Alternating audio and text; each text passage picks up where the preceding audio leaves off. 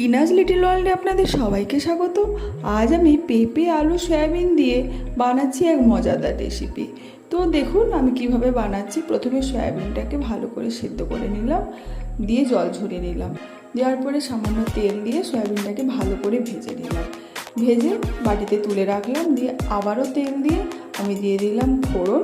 দেওয়ার পর কুচিয়ে রাখা পেঁয়াজ, আলু একটু ভাজা ভাজা হয়ে গেলে আমি দিয়ে দিলাম কাঁচা লঙ্কা, হলুদ, নুন, টমেটো দিয়ে সামান্য নাড়াচাড়া করে আমি দিয়ে দিলাম পেঁপেটা আমার একটু গাছ পাকা হয়ে গেছিলো, তাই জন্যই আমি খুব বেশি নাড়াচাড়া করব না।